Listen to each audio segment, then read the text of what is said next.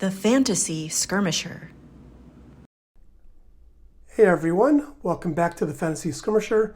Today we're going to look at an expansion for Quest for the Lost Pixel called Catacombs of Atheria. So this game comes with the rules, and on the back it has an updated quick reference card. And it comes with dungeon tiles, and one of which is an entrance to the catacombs. And this goes with the stairs, both the entrance and the exit, which adds one more card to that deck of 10 that you make for the dungeon. And then it comes with some more dungeon tiles, and these purple spaces are called voids. And what voids do is you flip over one time card when walked into. So this really moves your timer quite a bit, which I think could be problematic. All right, so and that just gets mixed in right in with the dungeon tile cards. And then it comes with a few more events, such as collapse, shop, crafting table, throne room, and electric gate. And these go right into the event deck, get shuffled in there. And also we have some more artifacts, such as a divine whip, Ivory King's helm, Eye of the Watcher, Time Walkers, and Pharaoh's armor. And these two will get shuffled into the base game's artifact deck. And there's three main items that make this expansion unique. And that is the introduction of boss monsters. So if you recall in my other video when I looked at the base game, you had with the white background or normal monsters, the orangey yellow background were epic monsters. Well, here you have boss monsters, and you have one per level. So first level, where you've got the Rat King, and so I'm going to mix that into the first floor monster deck. And then I'm going to add these other boss monsters into the respective decks for the appropriate floors. And then we have two new heroes. We have the Bard and the Summoner. I'm going to play the Bard, and the Summoner is going to go in with the other heroes. So now we went from 13 to 15 heroes with this expansion. But what is kind of cool is this game now comes with kind of a leveling up system. So with these cards, when you reach a designated level, as you can see there's 4, 5, and 6, so on. For example, my Bard here, when I reach the 4th level, I could choose one of two pathways which gives me another unique ability, such as I could choose Minstrel or Battle Drummer, and that would be on top of my other ability that I have for this character. So I'm going to kind of keep this handy, and these get set aside. And these are the hero cards. And then also it comes with 4 cubes. So for example, if I choose Battle Drummer, I'll just put the cube on there just as a reminder as to which path I took. And then we have side quests. Side quests just adds another little layer to your dungeon crawling. So before you start a game, you choose 3 side quests. I have not shuffled these up yet. This is just for example. And here, this one is a quest, defeat the dungeon boss on the 10th floor. Reward, you win the game. Here's another quest. If you go through all but one time card, gain 1 XP. And this, you make it to the 5th floor, draw 1 random artifact card. And there's just lots of different types of quests which could give you an additional treasure or experience points. And so just kind of a fun thing to have at the start of the game. So I'm going to have these shuffled up as well. So draw 3 side quests. But I think probably the main part of this game is the catacombs. So again, this catacomb tile gets shuffled into your deck of 10. And if you hit and go down to the catacombs, what you do is refer to this catacomb deck. And so this is kind of a push your luck game. And when I was reading through the rules here for it, it kind of reminded me of, what's that game called? Dungeon Quest. It's the old Games Workshop game that Fantasy Flight republished. I played it many years ago, and there's some rules where you can kind of go into the catacombs, and it's kind of a push your luck from what I remember. And it seems like this may have been inspired by that. But what you do is you start out with 10 energy tokens, and then you start going through the deck. So here you got a Mummy's Tomb. The Mummy's Tomb costs 1 energy. And so if you run out of energy, well, you lose everything that you've gained and you're back up into the normal dungeon. So what you want to do is try to get as close as you can to make out on some of this cool stuff that you may get. So here, empty room costs 1 energy. Another empty room. Let's turn this around here. Energy portal, ghost gate, altar of death, crypt guardian, empty rooms, treasure rooms. So there's lots of neat stuff in here that you could try to get before you resurface to the main floor that you're on. And again, you're using your energy tokens to spend them. So with the catacombs, you can leave at any time. And again, if you run out of energy when you draw a card, you don't have enough energy to spend on that card, then you lose everything that you earned and you're back up into the dungeon. The other thing that this expansion comes with are lots of tokens. So you've got your hit point tokens with 1 on one side, 5 on the other, experience points, energy tokens, exploration tokens. This is a waypoint token for an event. And then you have right here, these are, what are they? They are quest tokens. So what I'm going to do is I'm going to set up a game using my Bard. And I'm not going to film the whole thing, but I will check in with you guys as things come up that pertain to the expansion. And then we'll talk about the expansion after I play. The cards are shuffled. The dungeon is assembled. My Bard is going down the steps. Now let's take a look at the Bard. He has his 3 crystals, topaz. Gain your attack, strength, dexterity, or intelligence for +3 for 1 attack against any monster in the encounter phase. Then discard this card. The dark crystal. The ability is you may play this immediately to defeat any one monster, then discard this card. Very nice. And then amethyst. Gain +4 defense from 1 elemental attack from any monster during the encounter phase, then discard this card. And then I drew 2 spell cards, got to keep 1. I chose Confuse. It is a divine spell used during the encounter phase. Restrictions is once per floor. And all my damage to my hero that I would receive is instead reflected onto the monster instead. So that's very nice. And then of course we've got my Bard. His ability is he may skip any 1 encounter phase per floor. Also during the encounter phase, roll a d4. On a result of a 4, the Bard's physical base stat, strength, dexterity, and intelligence is doubled. Then of course, if I get to level 4, I'll level up. And he has his 3 side quests drawn randomly.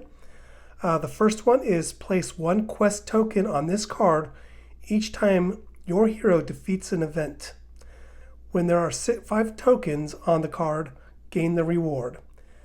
And then Dead Collection is actually kind of similar, but it is defeating monsters. And when there's 10 quest tokens on the card, I gain the reward.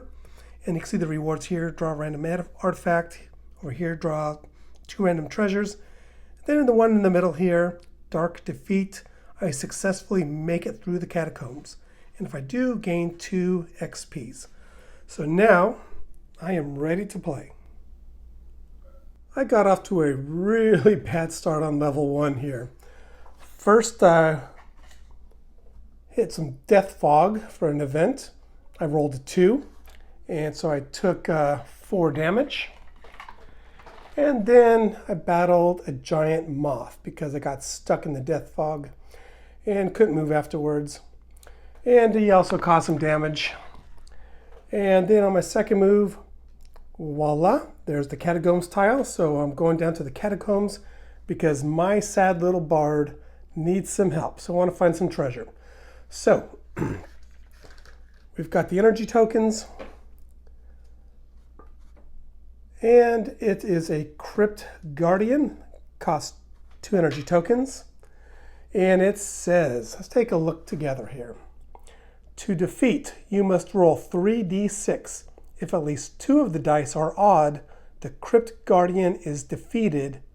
If at least 2 are not odd, then your hero receives 2 damage tokens. You may continue and draw a new card from the Catacombs deck. All right, so we got to roll 3 dice. And I got 2 odds. So if 2 of the dice are odd, he's defeated. Yay, so he is defeated. All right, so now we're going to keep going. An empty room costs 1 energy. If this is an empty room, you may continue. Draw a new card from the Catacombs deck. So that's what we're going to do. Draw a new card. Yay, a treasure room. It costs 3. Oh boy. 3 energy tokens. Draw 1 random treasure card. You may continue and draw a new card from the Catacombs deck. So I am drawing a treasure. And it is a fire wand, and really this kind of sucks as far as treasures go, at least for bards, because as you can see, my bard, the intelligence, he rolls a d4, so I want to use something that could use the dexterity, or at least the strength, but certainly the dexterity. But he got a fire wand, so really don't have much use. I'm just going to put this in my inventory, and I think I'm going to draw 1 more. Holy crud. Okay, I have 4 energy left. This costs 4 energy. So it looks like I'm rolling a die of the legendary orb to see what the effect is. All right, so this is definitely going to be my last room. I'm going to roll a d6. And I want to roll a 1 or a 2. I'll take a 3 or a 4. I rolled a 5, of course, but it doesn't hurt. 5 or 6, immediately leave the Catacombs with the new items you have. All right, so I immediately left the Catacombs and turn over. So I start a new turn. I'm going to keep going. I'll be back.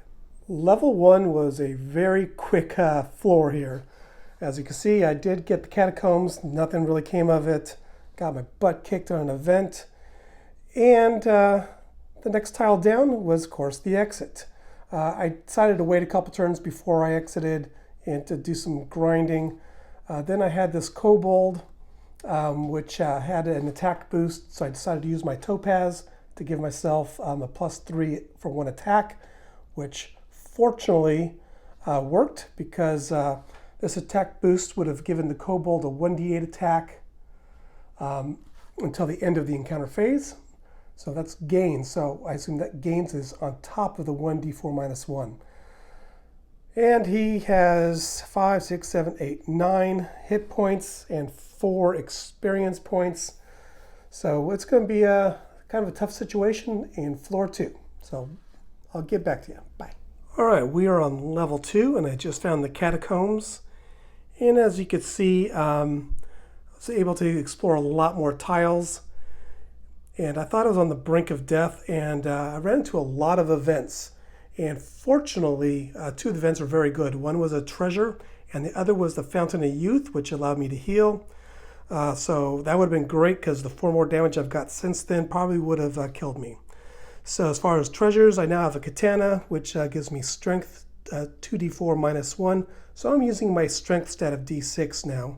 And I also got epic loot right away, which is these rocket boots, which are fantastic. So speed +3, so now I'm at speed 7. And water and lava spaces do not affect your hero's speed. Of course, you'll still take damage from the lava, but it doesn't affect your speed. And I was able to level up, and I got a brand new spell, which is Thunder. So it's Thunder in the encounter phase, restrictions once per floor, and the ability is your hero gains their initiative plus 2d4 towards a monster. And I said initiative, I meant intelligence, of course. All right, so got some good stuff, and I'm still in the game, and let's go through the Catacombs again. So we're going to draw a Catacombs card and pay a whopping 4 energy. The effect is you may continue and draw a new card from the Catacombs deck. Draw another card, a Treasure Room, for 3 energy. Oh boy, which gives us 3 left. Let's see. Draw 1 random treasure card, and we may continue. So we draw a random treasure card. Well, I'm not going to trade in my rocket boots with these metal ones. Of course, I give +1 speed and +1 defense, but those rocket boots are pretty epic. So I'm just going to put this into my inventory. I've now got 4 cards. I could have a maximum of 5 in my hand. And I think I'm feeling lucky. I'm going to spend, let's see here, what am I going to spend? All right, a mummy's tomb. So cost 1 energy. And we roll a dice, see what the effect is. Roll a d6. And we rolled a 4. So on a 4, draw 1 treasure card. Yes. So we draw a treasure card, and we've got a Wand of Frost using intelligence, and it adds a 1d6 +1 ice attack. I think I'm going to replace my katana with this and go back to intelligence. Now I've got 5 cards in my inventory. I got 2 left. I want to keep this Wand of Frost, so I plan to get out and continue the second floor of the dungeon. Right after I leave the Catacombs, I come to the edge of this tile, and during the encounter phase, I got a brain bug, an epic monster insect with an attack of 1d4 +1, a defense of 3, and rolls a 1d6 poison attack. So I got a bunch of damage, as you can see, 13 damage during that fight, but I did defeat it, which gave me 2 experience points, and it was the 10th monster in my dead collection, which allows me to collect this card. So I have now earned that side quest. Now, I just need to find the exit. I need to get out of here. Fortunately, it was the very next tile. Bloop, onto the 3rd floor. I just started the 3rd floor and paused because the first tile drew an event, and I recognize this. This is from the expansion. It is an electric gate, and in the electric gate, I have to do 2 checks, intelligence and then dexterity. I need to pass both. If I don't, then I immediately end my turn, but if I do defeat it, I could continue my turn and I gain 1 XP.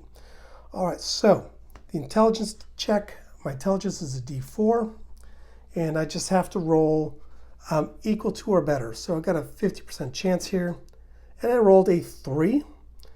Now on to the dexterity check, but dexterity is my best stat, so I roll a D10. And I rolled a 1. So my turn ends here. All right, so here's the final thing, and this is the tiles with the void spaces. So as soon as I started my new turn from this space right here where the event occurred, flipped over a time card, moved 1, 2, 3, 4, 5, picked up a potion, which you leave face down until you are ready to drink it. 6, 7. I move back onto it because I don't want to go through the lava because I have 13 hits on me against, only have 4 health left.